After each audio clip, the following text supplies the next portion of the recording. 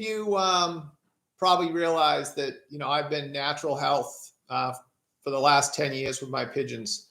And that's kind of been my way of doing it. I mean, I've been able to filter out the birds that can't sustain living natural health, no antibiotics. Now, some of the confusion, I get feedback where they say, your climate is different than mine and you couldn't do it in my climate. And I wanted to explain a little bit about my climate.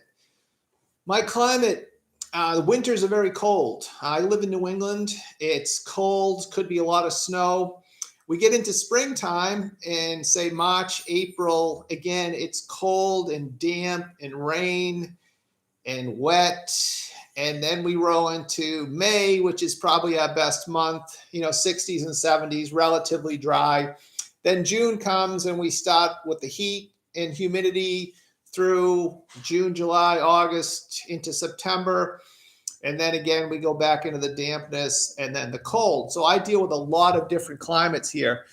And that's part of the reason that I think there's, you can do it. You can do it anywhere. You don't have to just be in a certain place. You can do it natural health anywhere, any climate.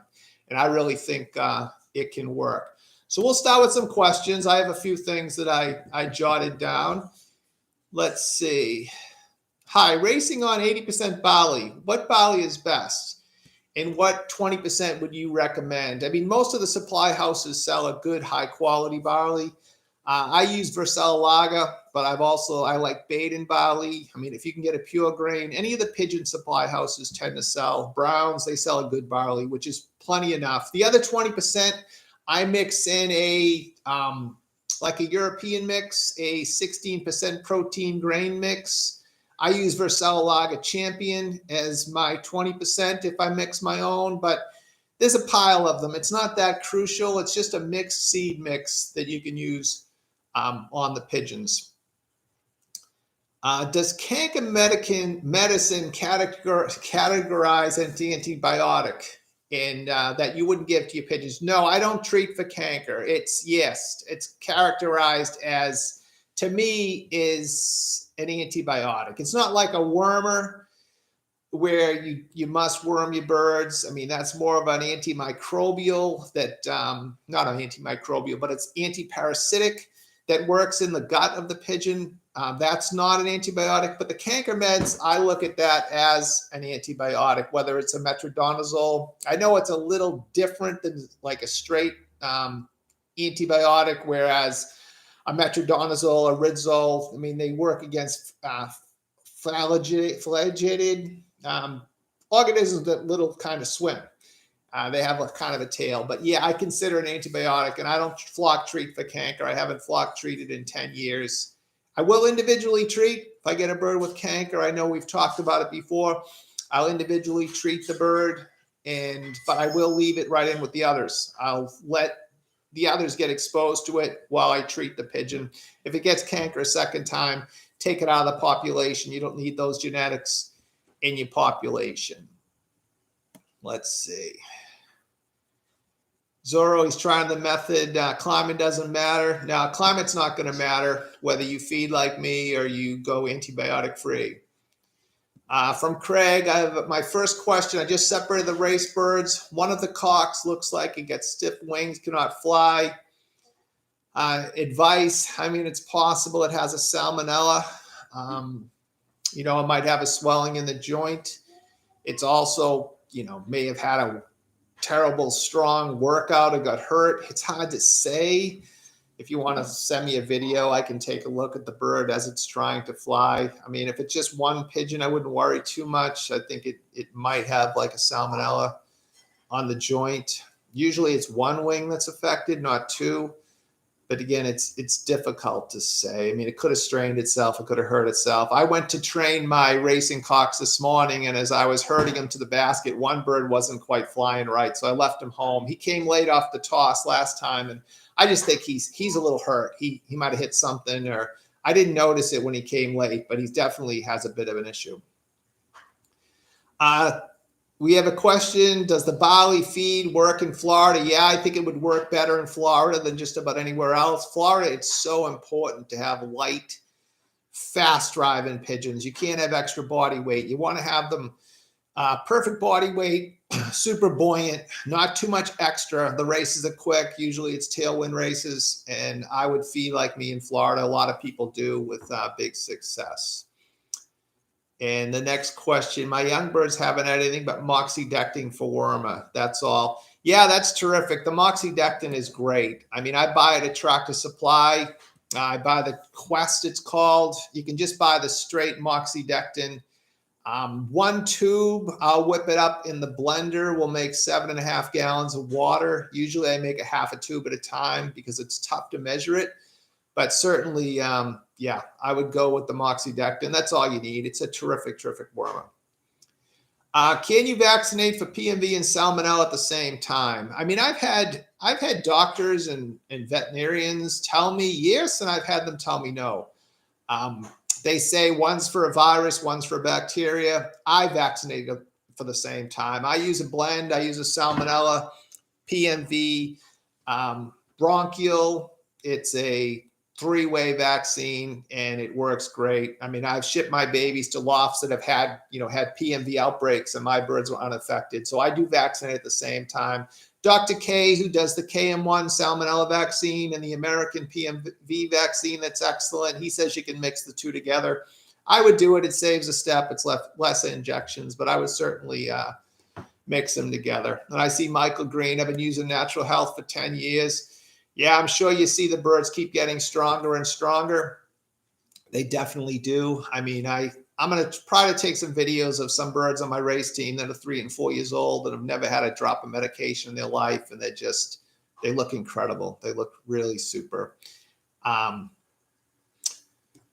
What age do you start to feed your birds 80% barley? No, this is something that you maybe for young birds, you want to start like a week before the race season. You can do 30, 20, 30, 40% going up through training, but there's no need to have a perfect body weight through training. You want to nail it for the racing season. So for the youngsters, I start about a week before the race season. My old birds are on a high percentage of barley right now because I need them to come home and go in. I needed to get their weight down.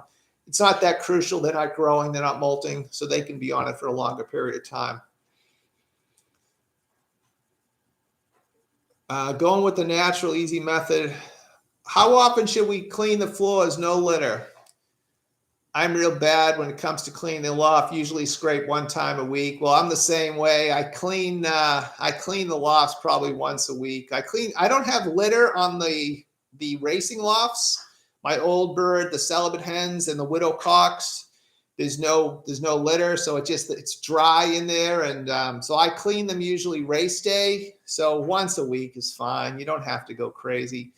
And it's better to keep the dust down if possible. But yeah, if the loft is dry, once a week is plenty. And the breeders, I tend to clean the nests regularly, and I have a deep litter on the floor. I use a wood pellet like you use in the wood stove. And I'll clean the nests maybe once a week in the breeders. But, again, it's dry and everything is great. How much Quest gel do you mix with water for deworming? I put the whole big tube, and it's difficult to get the right ratio. Yeah, it's difficult to measure. And what I tend to do is just blend a half a tube at a time. So I'll just throw a half a tube in the blender with maybe a cup of water, whip it up, put it in a bucket with 3.5 gallons, stir it up and give it to the birds. It's difficult to make less than 3.5 gallons with that tube, but you can make about 7 gallons with the tube. So I would just make up 3.5 gallons at a time and give it to them for a few days. I was going to suggest some of you on cell phones, you want to click on live chat. I know people had trouble asking questions, but if you're looking on your cell phone, you want to go and you want to hit the live chat at the bottom of the video, which will bring up the chat, and you can put in questions there.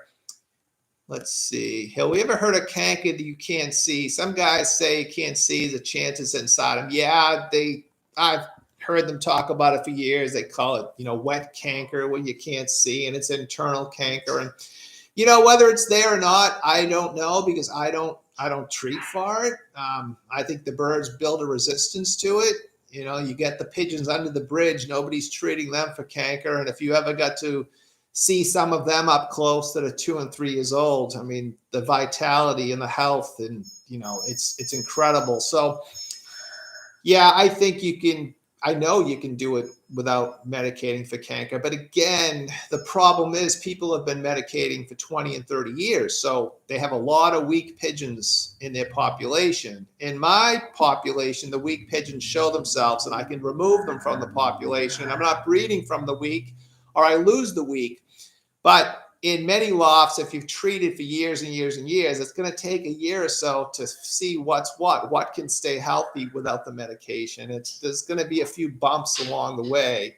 But even after that, you know, I get a sick bird here and there. Like I weaned 70 babies my first round, and they were awesome. But one was loaded with canker. The bird was loaded with canker. And I separated it out. I wasn't going to throw it in with the other babies that I weaned. I wasn't going to leave it with the breeders because I was afraid it was going to get picked on. If it was an adult, I would have left it with the breeders. I treated it separately. It got well, but I don't expect anything from it. It's a weakling. There's always going to be a weakling, no matter how hard you try. Someone said you can dissolve it in a little warm water. Yeah, you could definitely dissolve it. My wife doesn't necessarily know I use the blender to mix up the moxidectin. I would definitely wash the blender really well after you do it. Percentage barley to use for flying the young bird season. I do the same as the old bird season, around 80%. And, you know, what I will do with the youngsters to make it a little different, if they have a tough toss or they're on the wing, hour and a half, I'll up the grain concentration, give them more feed, give them more grain, because they are babies, they are growing. With the old birds, it doesn't affect them very much to fly an hour or two. But with the babies, it can. So I would give them a little more feed if they have a good workout, good like European feed or you know, rich fat seeds if they have a serious workout. If not, you know, 80% is fine. The tube is 600 kilograms.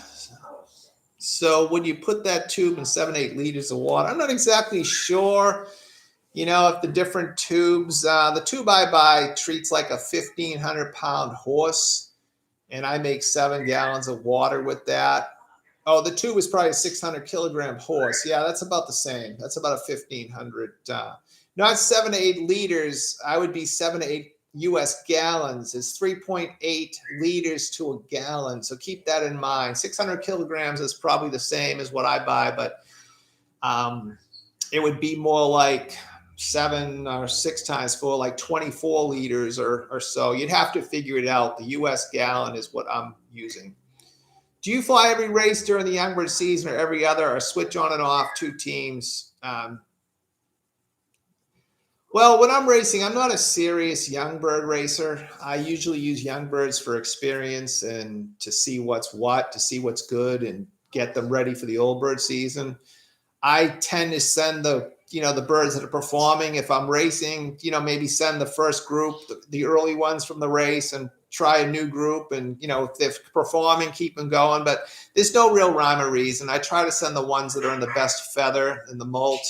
I don't race a system. I know we talked about that before. If you race a dark system or light system, you don't get a true result. It's more of a system. And with me, I race my birds, my babies naturally. And if they're performing and they're doing well against everybody else naturally, and they can win or be right at the top, you know there's some good pigeons there. But if you're on the dark system and if you're on the light system or something, there's a lot of system involved. There's a lot more system than actual pigeon. So the results are a little bit deceiving. Thank you. I see someone sent me a little cash. That was really nice of you. Unexpected, and I really appreciate it. That was really nice. Specials are usually 1 day extra in the truck. Do you feed more? Well, it depends on the distance of the race, and I tend to, for a 300-mile race, 350-mile race, if it looks like it's not going to be really quick, yeah, I might feed them, the night before shipping, some rich seeds the day of shipping, and then do they eat on the truck? We're not really sure. I usually don't send them too hungry at all when they're going to spend a day on the truck, so they tend to not eat very much. I don't want them to pack with feed and maybe not get water, so I kind of feed them heavy the day of shipping when they're going to spend a day on the truck, and then they don't really eat a lot on the truck, or at least that's the plan. Let's see.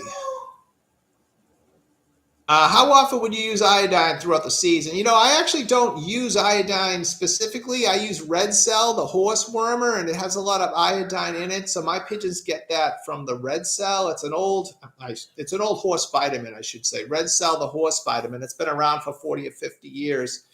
I use that once or twice a week, and that's where my birds get the iodine. And you just don't want to overdo it. You don't want to. They need it, but you don't want to overdose the iodine. Once young birds are all trained, all directions gradually, they train the same way next year? Oh, no.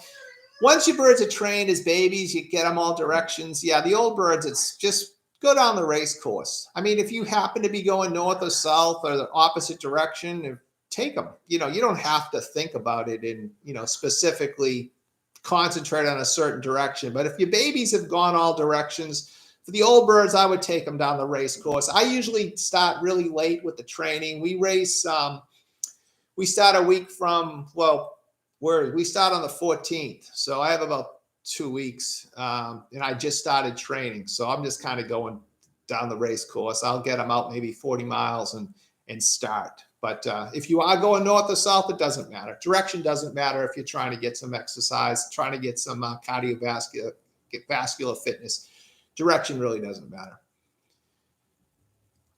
Yes, train every season. They lose form on off season. I'm not exactly sure what you mean. I mean, off season, I don't really, they just kind of sit around. My birds they don't go out between seasons, and they just kind of sit there and healthy and enjoy themselves. Do you put garlic in the water on the feed? I used to. I haven't used garlic in a while. Again, it's another step. Fresh, if you're going to use it, use the fresh garlic. And again, I would whip it up in the blender.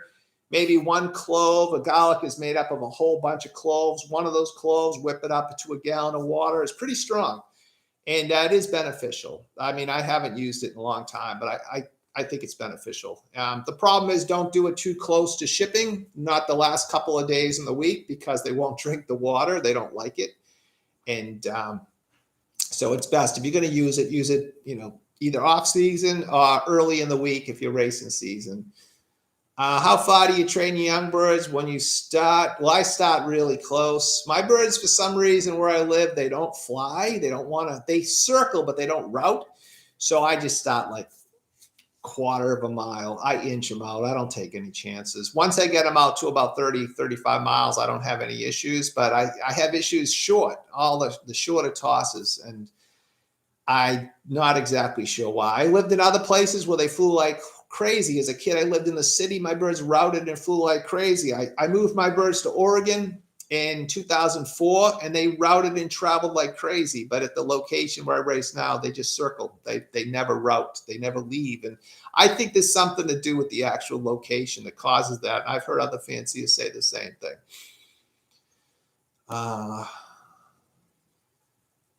Yeah, someone lets the weaklings die naturally. Well, I'm a little bit, I'll tend to pull them out. But again, I will leave, if I'm treating a sick bird with respiratory or canker and the others aren't picking on it, I will leave it in with the flock to bring the immune system up of the others. So I don't separate it out necessarily. I've noticed when I bring in new birds, you'll get some sick birds and their immune system isn't as strong. Yeah, Michael, I see the same thing. If I'm going to have issues, it's usually the new pigeons. It takes at least a year for their immune systems to catch up with mine. I mean, a lot of these pigeons are so used to living on antibiotics, are being treated, before season, during the season, after the season, or they were treated multiple times during their life during a race season. So their immune system is weakened, but it can be strengthened. If it doesn't strengthen, you'll see they'll raise sick babies or they won't stay healthy. And, you can remove them from the population. You don't want to breed from those anyways. How old are your young birds have to be to fly 120 miles? They don't have to be very old at all. I mean, you could start training youngsters at 8 weeks, and at 3 months old, they could be racing 120 miles. I mean, that's just a matters of, how much work and how fast you can get them started, but they don't have to be very old. Let's see. We have some math there that you guys can take a look at and figure it out. I'm half decent with the kilograms and all that stuff, but not great. The best way to test for the canker is go to the loft in the dark with a bright flashlight and shine on the individual bird. If it opens its beak like it's yawning, the bird has canker. Yeah, it's possible. I've heard people tell me, that looks like their birds are talking, or maybe it is, but I haven't really paid attention. And I mean, again, I don't treat for canker. I haven't treated for coccidiosis in 20 years. I stopped doing that years ago. When you stress a pigeon, for example, it flies a race, it flies 300, 400, 500 miles, comes home. Coccidiosis count goes up, canker goes up. Few days of rest, it all drops. So people, birds will come home from a race and the canker's up, the coccy's high. Well, yeah, no kidding. And the bird was stressed. Give the bird a few days off. Everything drops. Immune system kicks in. No issues at all. So you don't really have to stress about that. When I get a sick bird, what do I use to treat it? I like those. I have the metronidazole, the flagyl for canker. It's the best. Rizal S and that other stuff, it's kind of doesn't work as well. But the metronidazole and flagyl is the best for treating canker individually. I use the Tony's Treasure tablets. It's a great product. If you have a bird that's just off, doesn't look right, isn't feeling well, that's kind of it's a mix. I'm not a big fan of mixed antibiotics, but it is a mixture that works really well. I'll give them 2, sometimes 3 at a time if the bird is really sick of the Tony's Treasures, and it'll bounce right back up. The best product probably for any gut problem would be amoxicillin. It's really mild on the pigeons. It has really broad spectrum. It's a great product. Baytril or enrofloxacin is a great product too. If you're going to try to save a pigeon or one of your breeders, your super breeder is sick, you want to keep some good products on hand. But again, it's best not to flock treat the birds. Okay. Mike Davis, hi Frank, great information as always. 3rd year, no mess, and you are correct. The weeks show up. I don't try to treat, I just eliminate. That's great. I know that we had mentioned and talked about it before, that you see how strong the birds are getting over time. And I wish everybody would commit to natural health. I know you take a few lumps in the beginning, but it's going to be better for the sport going forward. When I see people do these live streams, they always say hit the like button. I think it helps with the algorithms or something. So if everybody could hit the like buttons, then I get an idea how many people are in here watching anyways. They said, yeah, you could put the birds under the microscope. Yeah, for years I thought about getting a microscope and doing my testing and stuff, but I never have. I mean, I can usually tell after all these years what's bothering the bird. And sometimes it's been funny. There's some big vets that'll actually call me and ask questions occasionally, which sort of cracks me up. But I've been doing this a long time, and I've had a lot of experience with exporting and dealing with like not thousands, maybe 1,500, 1,000 babies on the property at the same time, shipping to a race in Africa or something. You have to get pretty good with keeping the pigeons healthy. Cash is not available in my region for some reason, but I definitely support you, brother. Love your videos. A lot of amazing, accurate and rational insight. Thank you so much, and I appreciate it. Do you fly or toss young birds every day? Not necessarily. I sort of treat the young birds like the old birds. I don't live at the lofts, and I have to do a video on how I exactly train the birds and how often.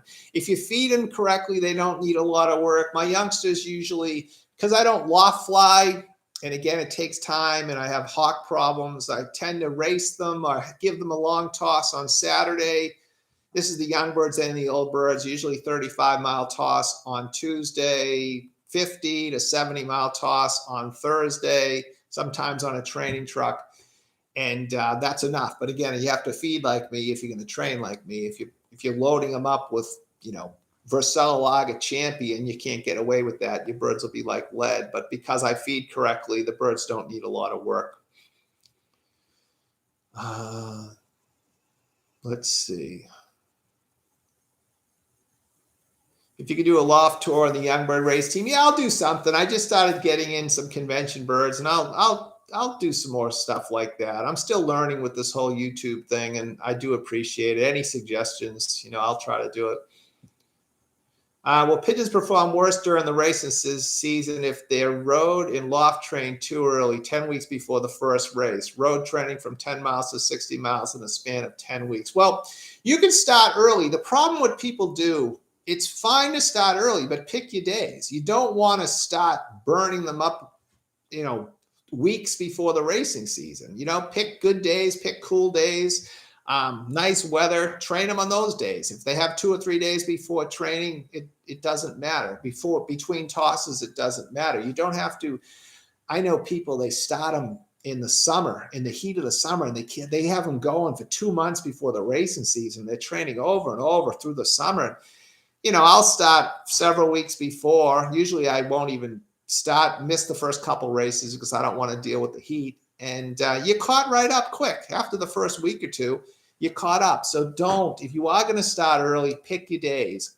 Give them rest between tosses. You're not going to build fitness 10 weeks out. That you can kind of build a little more fitness and cardiovascular fitness closer to the races. And it's a long season, and nobody remembers who won in the beginning. They all remember who won at the end. So you're better off not going too hard too soon. What about vegetables? Would you supply any throughout the week?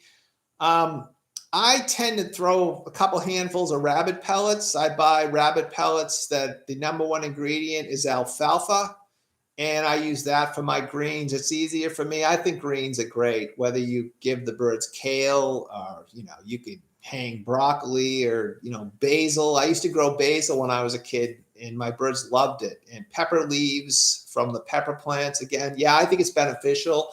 I just make it easier for myself, and I throw them, rabbit pellets so they get their greens. Greetings from Romania. I'm at the beginning of the season. I have problems with 2 females that go looking for males this year. I want to apply your system. Yeah, my hens do the same thing. The hens are smarter than the boys. Those 2 females will probably be your best racers. I had a hen that stayed out on 3 days. She stayed out 3 days. She was on my breeding loft flight pen for 3 days. There's hawks around, and she was hungry, and she was a 2-year-old, and she stayed on that pen. Those are the good ones. You'll be surprised. And don't worry. I mean, I would race them, and if they have to go if you have to get them into the cock loft to clock them, then that's what you have to do. Do you have problems getting your birds to drink the VBG avian solution? If yes, how do you remedy that? In the beginning, they'll walk up to that stuff and they'll run away from it, but they get used to it. So I would just, if they don't have a choice, give it to them for a week or 10 days straight, and they get used to it. Don't make it too strong. Use it like it's recommended, 1.5 mLs to the gallon. That's plenty. And as you know, it makes your eyes water. It's pretty strong stuff, but it's terrific. I see someone give cilantro. I hear it's a great product. I haven't tried it, but I hear it's very beneficial and good for the pigeons. And you can't go wrong. Same with oregano. If you could give them fresh oregano, that's terrific also. If after a bird gets pox and recovers, is it immune for the rest of its life? Yeah, certainly. A bird will only get pox one time. I vaccinate for pox as I wean them. I mix a little vaccine up at a time. I put it in a syringe. I did a video on how I do it. And I'll just put like a microscopic drop through the skin on the thigh. I'll just pull the skin out, and I'll slide the needle through, and I'll get like a little BB take, and the birds are immune forever. But if they get pox, yeah, they're immune forever. And if you're into one-loft races, I would recommend vaccinating for pox before you ship them, because if pox runs through the one-loft birds during the race season or closer to the final race, those birds are going to be in tough shape. And it's a pain, like for the one-loft fanciers to to vaccinate 1,000 or several thousand birds for pox. So I would vaccinate them for pox. And again, you can mix a little bit up at a time, and that'll work really well. At what age? Maybe that's I'm not exactly sure of the question, but again, I vaccinated at weaning. I vaccinated them for PMV and pox when I wean them. And usually about 3 weeks later, I might use a different PMV. It might be a PMV salmonella or a PMV rota. I alternate the different PMV mixes together, but I do vaccinate for pox, and PMV is crucial when I wean them. How many times a week should you use oils on the feed? Yeah, don't go crazy. Once a week is plenty. I mean, people make a lot of work for themselves. A race team, I try to do it on Wednesdays. I did do a video, what I do during the week with my race team, my natural health video, and I'll mix up, I'll use the oils. Flaxseed oil is great. It's the best. I also use Cure-All. It's kind of like an oregano blend oil. It's, I think, a Comed product. And I'll use Win Mix, which is sort of I think it's a brewer's yeast based, and some vitamins and minerals. And I'll put brewer's yeast on the feed, but once a week is fine. I mean, it's plenty. You don't have to overdo it. I think it's plenty. Let's see. I'm new to homing and had my set of 7 in the loft about 3 months, letting them out and in a trap. How long would you keep them before letting them out to fly free around the loft? I mean, if they're going in and out of the settling cage for a week or so, you can probably, let them out. It looks like they're getting older and stronger. It's time. I would get them started. And even at that age, for hawk chases them, usually they work their way back. What age can you start feeding young birds once a day? Well, I keep feed in front of my babies at all times, usually for the first 2 months or so of their lives. After that, I think you could feed them one big heavy feeding once a day, but at least 2 months, I have them all the feed they want in front of them. And I have all the tiny seeds, all the fat seeds when they wean, everything they want. I see all the time, our grandfathers used to say, to force the babies to eat the corn and the peas and make them eat the big stuff. Well, I've been racing for 50 years. I've never seen an adult pigeon not eat the big stuff. And after 3 or 4 days, they're eating everything anyway. So don't stress them. Wean them. Put all the little seeds they want in front of them. Let them eat. You don't want them to, you don't want to stress them. If they want to eat tiny little seeds, let them eat tiny little seeds. Can you please explain the difference between Dr. Young birds and cutting the flight system? What is the difference, and does this affect the yieldings? I have a video I'm going to do. My next video will be on the dark system because everybody's getting into the dark system right now. And the dark system, how it works is you're tricking the bird into thinking winter is coming. And when winter is coming, and nature doesn't want the bird to drop its flight feathers. It needs to keep a full wing, but it drops the body quickly so it has a complete full set of body feathers to get through the winter. So what we're doing with the dark system is we're tricking nature to think winter is coming so they don't drop the flight feathers and they quickly molt the body feathers. And that's the most important, the body feathers, because if they're molting the body, it's really difficult on them to race. With cutting and pulling flights, like I'm racing the convention this year, and I'm going to cut and pull the 9th and 10th flight of my babies because the race is November 1st. So dark system pigeons, no one's going to hold them till November 1st for that race if they're on the dark system. So I'll just race natural. They'll molt out naturally. And then when they drop their first flight, I'll cut the 9th flight. When they drop their second flight, I'll pull the 9th flight and then cut the tip of the 10th flight. And when they drop the next flight or so on, I'll pull the 10th flight. I'll wait till the 9th flight is grown in about 3/4 before I pull the 10th flight so they're not inhibited from flying. And it's a whole process. And when you pull the flight, you can't put pressure on the quill.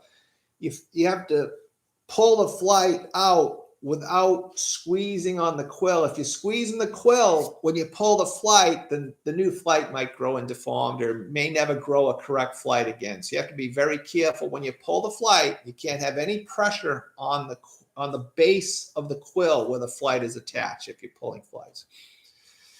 Let's see.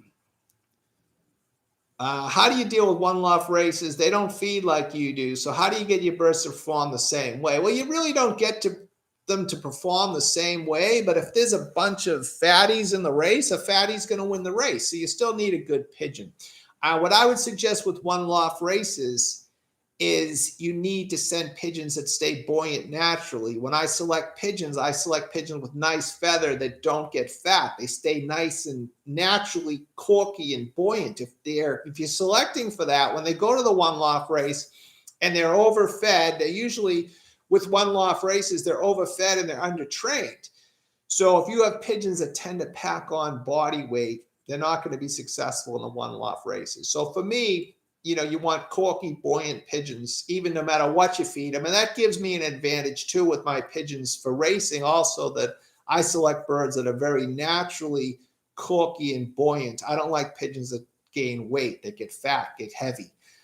So if you select from the start for your breeders the right pigeons, it makes the sport a lot easier going forward.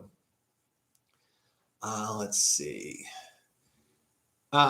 Am I vaccinating for respiratory? Yes, I've been using a vaccine. It's PMV. It's PMV Salmonella bronchial, and supposedly there's a respiratory vaccine in it. I'm not sure if it works or not. I hit the breeders with that before the breeding season, and I just hit my old bird team a couple of weeks ago.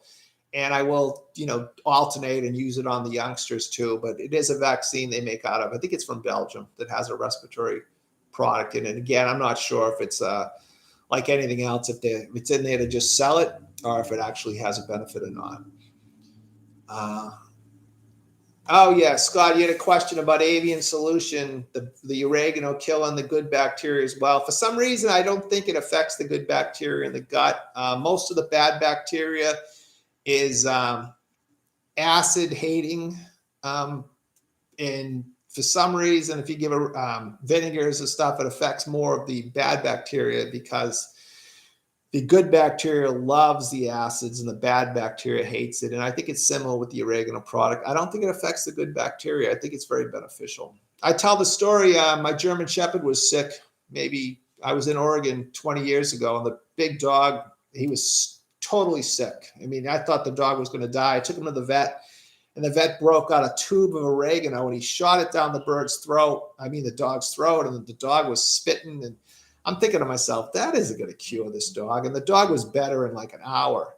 So it opened my eyes to oregano, the benefits of oregano as a natural antibiotic. How many seasons would you give your breeders to prove the offspring are good? Well, if you're bringing in imports, usually the first year is a waste. I wouldn't put any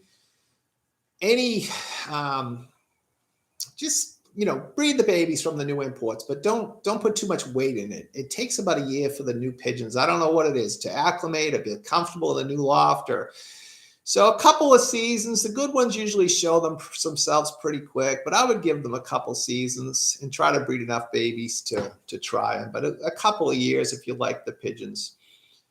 What age do you wean the young birds? I wean them relatively young. I mean, the feathers are just barely opening up under the wing. They might be 24, 25 days old. I think they wean better, sometimes easier when they're younger. But I tend to wean them young. And I breed my pigeons. I start in January and I breed them right through the summer into the fall, pretty much into August and early September. So the parents are pumping babies and raising babies all through the heat, through their molt. Doesn't affect them at all. Doesn't phase my pigeons one bit. But I don't want to leave the babies longer than I have to, especially with the amount of babies they're going to raise in the course of the year.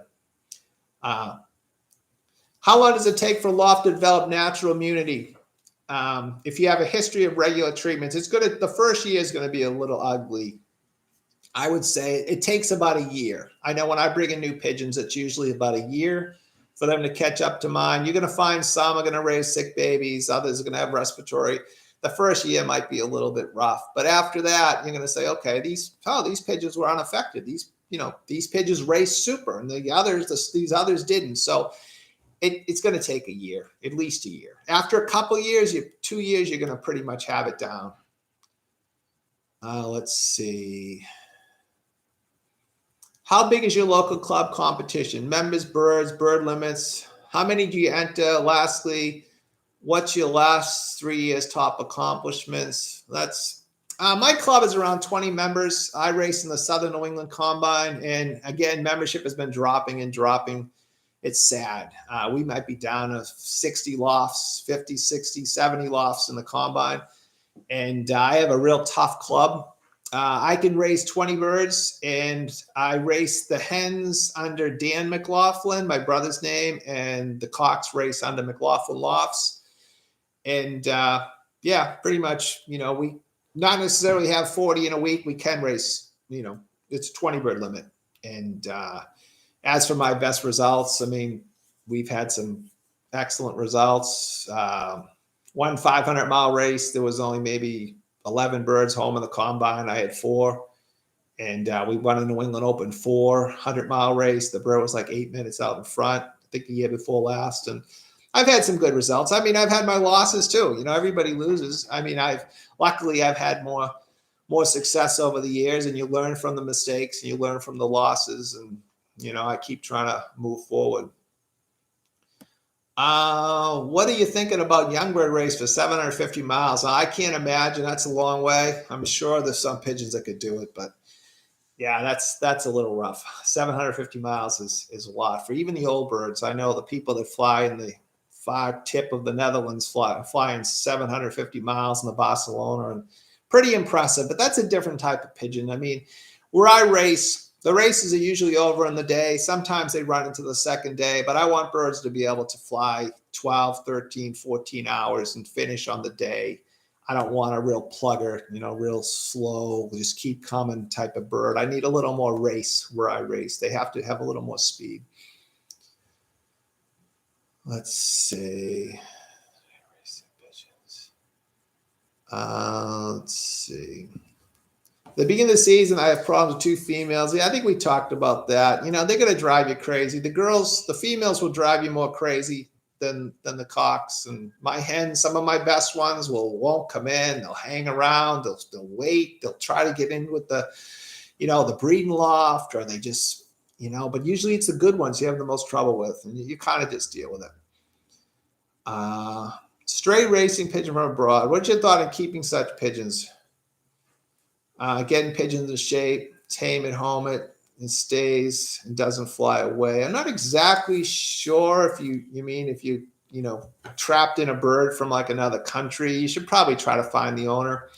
And with me, I worm them. Usually I worm every pigeon. I vaccinate them, and I'll spray them for parasites. I'm not too worried about, disease. My birds have had a lot of exposure over the last 10 years, and I don't panic so much about adding birds to the population. But again, you can trace the birds, find the owners. Most people let you keep them, especially if it's a long way away. What can you do to increase the flight rate of the speed of your birds? That's pretty easy. If the body weight is right, if they're nice and light and buoyant, and if you're shipping them heavy, round and full like apples, they're going to be slow. And you're shipping them like me, muscles laying a little flat, you can feel the muscle, but no extra, no roundness, corky, buoyant. That speed, even if they're gaining, a minute, an hour, that's a big gap at 5-6 hours. That's enough to put you on the top and put your birds ahead. And when the birds fly, they're flying like this. And the birds that are making the best speeds stay to the front, and it becomes this chain. And the fatties and the less conditioned birds, and they fall back and they fall back. And by the time it's getting to the end of the race, there's only a handful that are in that front bunch. So you want to have the birds that are conditioned that can stay in that front bunch the whole course. And it's a fine line. It's an art to nail the feeding and the body weight and the conditioning. And again, it's more feeding and body weight. I think the conditioning is pretty simple. Let's see. Well, thank you, Mike. I appreciate all the nice comments, and I enjoy doing this, and I'm glad you guys like it also. Do you think you could do a loft tour? Yeah, I'll do more loft tours. I'm always embarrassed. My lofts are not pretty. I mean, it's like everybody, you see these big names, they get the most beautiful lofts, and they're gorgeous. But again, is it best for the pigeons? I mean, I would recommend don't paint the lofts. Pigeons are more comfortable with, more natural. They don't need bright white. They don't need sanitary. I was visiting Robert Venus years ago, and his best racing pigeon, it lived in a cardboard box. It was a collapsed cardboard box. It was all droppings on top, and the bird was in a cardboard box. That's what he was racing to. He loved his cardboard box, and the place was a mess, and it was dirty and cruddy. But that racing clock, that was it. Now, if someone saw a video of that, it looked like a dump, but the bird was happy, so that means a lot. If you could go on a loft visit anyone in the world, who would it be and why? I've been pretty lucky that I've been to everywhere I've wanted to go. I think the most impressive setup I've ever seen is Hans Eye Camp in the Netherlands. That place is phenomenal. I mean, it's amazing. I mean, I think I've seen some beautiful setups, but I'm trying to think what the name, Debona.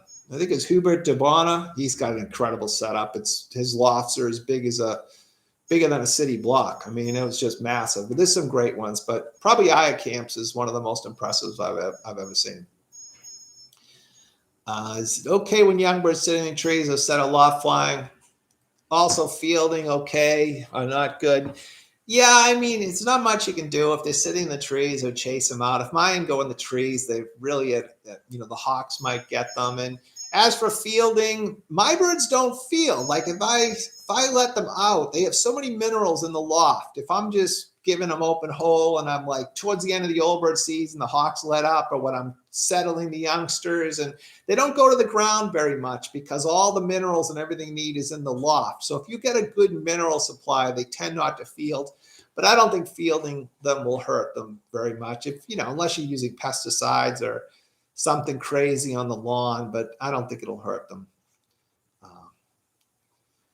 What is the best way to found a new loft? Young birds or a couple good breeding pairs? I mean, I would buy youngsters from somebody's, if you can afford them, from the best pigeons. Late hatches are always the best deals. Even better sometimes, buy late hatches off the race team.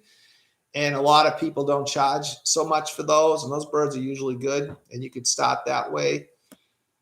Yeah, I believe in horses for courses. We get pigeons, although majority of the pigeons can fly 7-8 hours. Just about any bird can fly 7 or 8 hours. But there's definitely marathoners and sprint, middle distance, kind of all about the same. You'll notice some of the best sprint pigeons are made up. There's some good middle distance pigeons in them, and vice versa. So yeah, but I do believe for horses for courses.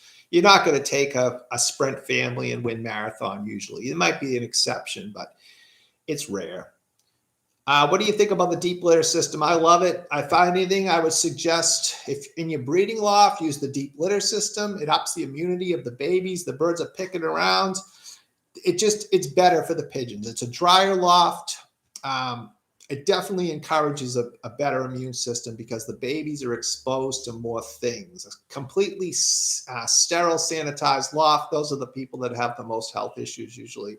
The people that are soaking their waters in bleach every day, they're going to have the issues more so. My waterers, if you saw them, I'll start breeding season, and I just change the water. I never remove the slime. They might have algae. There'll be chunks of mung coming off occasionally. I'll change the water. The water's clean, but I never sanitize the waters. Let that little bit of bacteria, that little stuff, it's a constant immune system booster. Don't be sanitizing, sterilizing. There's no need. If your birds are healthy, I'll go from January to the fall, and I'll never once sanitize the water. Again, I change it. Water's clean. Change it all the time, but never sanitize the drinkers. Never push, strip any of the junk out of them. Let's see. What age do you start flying your young birds? Well, I start them a little later because I think it's best if possible to get them out when they're really young. But with me, because of the hawks, usually the hawks let up the middle to end of May. So May, June is not a bad month. So, I'm not usually letting them out before they're, 2 or 3 months old. And again, if the hawks scatter them, more often than not, they work their way back and when they're strong. So I don't usually have an issue with that. Let's see. What about Anna? I forgot her last name. I'm not sure what the question is. What about lice and mites on the head, neck, and even the wing? Do something differently, dipping, etc. Do you think there's a product that doesn't knock the birds out of condition? Yeah, I mean, I spray the birds with permethrin. You can buy the concentrate and mix your own. And I also bathe them. You can buy the sheep drench. Ivermectin, half teaspoon. I put 1 teaspoon to the gallon. That kills everything. And you bathe them. And the moxidectin wormer, actually, it kills internal parasites and it also kills external parasites. So they drink it, and 3 weeks or so the lice is dead and all that. But I would just spray them with the permethrin. It doesn't knock them off at all. It usually lasts about a month once you spray them. What would you rather be, first drop or last drop? I'm not exactly sure what you mean, but I'll definitely take birds to the front if at all possible. Although, keep in mind, I always laugh when people are watching one loft races and the toss is like from 60 miles and the bird is first and they're putting the pedigrees on the internet and they're trying to get congratulations. Believe me, the birds that are coming home and running in at 50 miles, 60 miles, 40 miles, 80 miles, they're the weaklings. They're coming home to get their sneakers off. Even when I'm training pigeons, if I get a bird ahead of the flock, something's wrong with that pigeon. They couldn't stay with the group. They just go home. They want to go home. They want to get on their perch. They want to stop flying. Yeah. Don't get crazy with short birds out in front with short little tosses like that. They're the weaklings. They're not going to make it at the end. When do you consider bringing a new blood or new breeder after help to improve the family? I bring in new pigeons all the time. I'm always trying. It keeps it interesting. And if they're good, I'll keep them and maybe blend them in. If they're not, move on from them. But it's fun. My brother helps me and he loves the sport. And he's more into getting new pigeons than me. And so we're always bringing in something to try, and it keeps it fun. How many pigeons would you fit in a 4x8x8 loft? To me personally, 30 is probably, for young birds on perches, that's kind of tight. Better off giving a little more space and keeping a few less birds, and your results will be better. The health will be better. Everything will be better. What do you think of birds with closed or open vents? I mean, I don't go vent crazy. The worst vents I ever saw in my life, I was visiting the floor angles, and this is 20 something years ago. And these birds had these tiny little, weak little vents, and they were champions. And I was like, wow, that's amazing.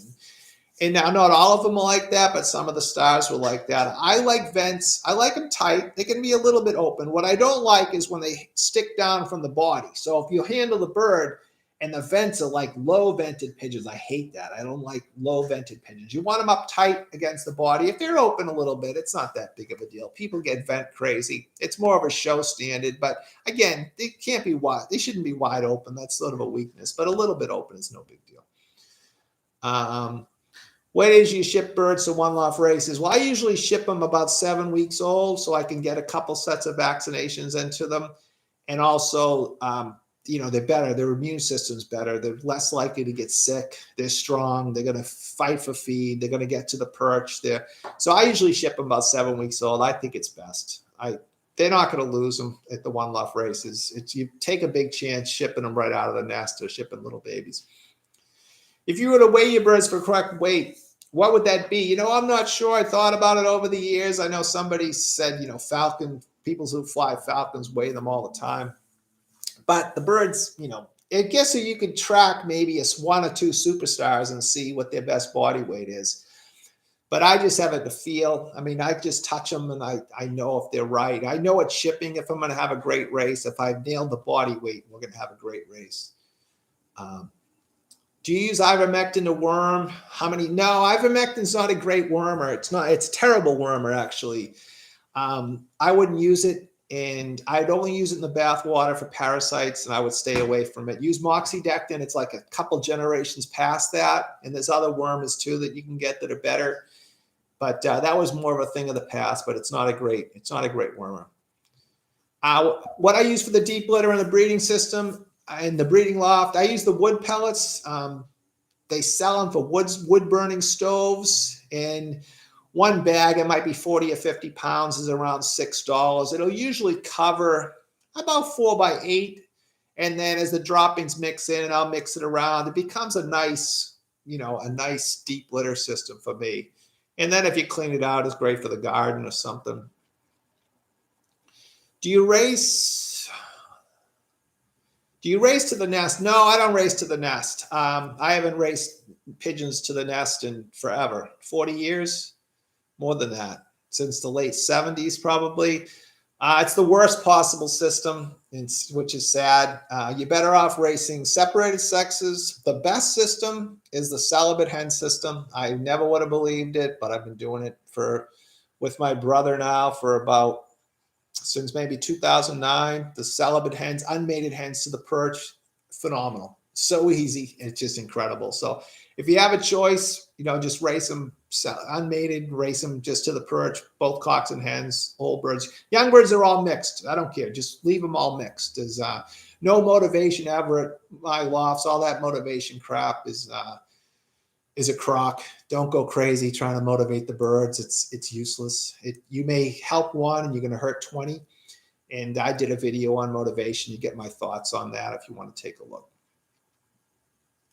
If you had to choose only one family for races out to 500 miles, what would it be? That's tough to say. There's a lot of good pigeons. One family, my own families. I mean, I've had a lot of success with the Jurassic Blonde crosses, and I've had some Chris Heberek pigeons that crossed in, but it's kind of a blend. My birds are all a blend of different good pigeons that have worked over the years. Let's see. I feed in the troughs. I don't feed in pots or individually. I mean, I guess if you had the time, you could feed the birds individually, but I just feed them and they eat. I mean, they clean it right up, and there's competition for the feed, and I think that's better, but I just feed in the troughs.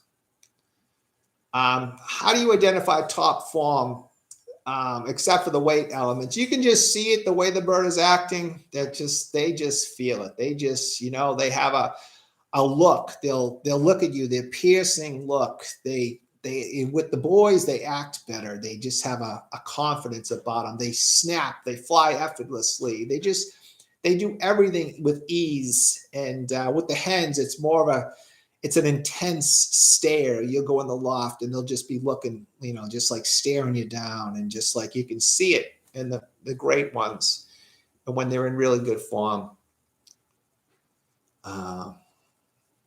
How long should you hold on to a breed if it's not producing any good birds? I mean, after a couple of years, you're better off moving on. I mean, there's too many good pigeons out there to be messing with birds that aren't working. Do you have stock birds with a large open spleen? Can this be eliminated? I'm not exactly sure if you mean vents or, I mean, a spleen is an organ in there, but maybe it's not the right word. In the winter, your maintenance feeding program, just deer corn and pellets? Yeah. I mean, in the winter, when they're not molting, I just feed the corn and pellets. It's inexpensive. It's nutrition. I have minerals and all the stuff in front of them too. But yeah, just deer corn and pellets. Save yourself a lot of money. Don't go crazy. Do you think box perches are better for your birds than stick perches? Well, it's funny. I have in my widowhood loft, I'll do a couple of tours. I have perches. I have pole perches on one side because when I moved to Oregon, my father sold all the nest boxes because I wasn't planning on coming back. And then I put nest boxes on the other side, but I only have nests in one half of the loft. And if you go in my widowhood loft, all the cocks are on the pole perches and the nests are empty. So what do we know sometimes? They like the pole perches better than they like and they're not pole perches, they're 2x4s on edge. So they're about, 3.5 inches wide, 2x4. But they're not in the beautiful nest boxes. They're on the pole perches. So How do you know? Does your hen not see a cock all year, year after year? Yeah, I raise celibate hens. They don't see cocks during the season. The hens that fly the very best don't go in the widowhood loft. I have hens that will come home and run in the widowhood loft because they know the cocks are there. But the ones that dominate go in the hen loft. And at the end of the season, though, I will put the hens in with the widow cocks, and I'll let them, sit a round of eggs. Sometimes raise a few babies. So at the end of the season, I do let them mate, at least sit eggs. And some years from the best pigeons, I'll let them raise babies, and I may use those for breeding. How many years do you raise your hens before moving to the breeding loft? I mean, 3 or 4. If the hen is really, really good, I might move them sooner. With the hawks, if you raise them long enough, you're going to lose them. I have one hen a couple of hens that are 5 years old on the team this year. I was thinking about retiring them, and then I took my best hen last year. She was leading combine champion bird. She was phenomenal. She was like, after 8 or 9 weeks into the season, she was incredible. I started getting nervous. Her father was really old, so I pulled her off the team. I retired her, and then I paired her up this breeding season, and she was paired for like 2 months, and she never laid. So about 3 weeks ago, I moved her back onto the race team. So that was kind of sad. Let's see. But I'll move the good ones maybe after about 3 years. What do you look for in a good wing? Size, proportion, rounded tips, a primary? Thanks. Trying to evaluate my young birds. It's tough to say. You do want it proportion. I'd like a little longer wing. I know some wings are a little stocky, longer flights, but again, it's really hard to say. You can't as long as it's in proportion, because the pigeons are all different sizes, and you want a good wing, but again, you really have to test them. You can't select by that. You have to test them by the basket. You have to race them and see, and you really can't cull or do anything like that. What do you think about LDHA? It's funny, in Belgium, I went to a couple of famous lofts, and they're selecting all their breeders with the genes on the genes. They're just pairing all these genes together. And I think in a few years, they're going to have a whole loft full of pigeons with the genes they want with no better results. I don't give it any merit at all. And I don't think it's going to be very helpful. I know that, everybody's looking for the new and the next best thing. But if you select for something and select for it without the performance, it's not going to work. If one of these pigeons jumps up with the genetics and it has those genes and it's a superstar racer, that's great. I would, breed from it. But without the performance, if you're just selecting by the genes, I don't think it's going to work. I think that's going to fade out. And, people might think I'm crazy, but I think in a few years, it's going to be one of those phases that's gone by, and we're not going to hear about it anymore. What products do you use for female conditioning? Nothing special. I mean, it's just, I have all the grits and minerals in front of the hens, and I did do a video on what I do weekly for the natural health. I mean, daily through the week for the natural health. Like, they'll come home from the race and it's a blend of, sugar and vitamins and probiotics and the oregano product. And then Sunday and Monday, they get apple cider vinegar for 2 days, maybe like 1.5 ounces to the gallon. And then the middle of the week, I'll do the stuff on the grain, the cure oil, the flaxseed oil, the wind mix, and so on. But I did a step-by-step. I'll also, I like the yellow drops. It's a naturally antimicrobial, and I'll drop the bird. I'll give them a drop usually around Tuesday when I'm getting them ready, putting them in the basket for training. It's a great product. It stains like crazy, but all the supply houses sell the yellow drops. And again, I show an example in what I do for my natural health program. You can see the stuff I buy. I use the Herbots, but I think they're pretty much all about the same. What features did the freak had that you determined that she was different from the other birds that year? Well, I handle so many pigeons that certain pigeons, you just touch them. they're just different. Their feather quality is different. The muscle texture is different. And there's a handful that are just different. And she just had a little more special with the muscle texture and the muscle quality and the feather texture, and just a shade above. And there's very few that, I mean, I've handled a million pigeons, and there's only a handful that are just above and beyond. There's a lot of great pigeons, but there's very few that are on that level that are above and beyond everything else. And what I used to do when I would take in pigeons for the $1 million race, we'd be shipping them to South Africa. I would jot down the real superstars, the real amazing birds. And out of 1,000 birds that I would take in, 1,000 youngsters, I might have 5 that I thought were super special. So that's kind of how many is super special out of 1,000. There was a lot of good pigeons. There was probably, 100 or so, 150 that could be in the prizes, but there was only about 5 or 6 of them that could win the race. And more often than not more often than not, but occasionally those pigeons were at the top. They were at the top of the $1 million race. One hen that I bred was 15th. I call her Cool Dude Michael, and she was one of those 5. And Rick Nanas sent a pigeon. I was blown away by it, and it was like 4th or something in the $1 million. And another person sent 2 of the 5 or 6, and one of those was top 10, the $1 million race. So these pigeons that were just at that next level, that super special level, they're usually good, and those were good. They turned out to be really good. Do you use sheep fat for longer races? No, I haven't messed with it. I know that some of the million years ago, a lot of the Europeans, the Belgians were doing it. They actually were, using cheese, cutting up blocks of cheese, and there's all stuff that can be used for fat, but I haven't done it. I usually tend to use just the fat seeds, the safflowers, hemp seeds, sunflower, stuff like that, high fat seeds.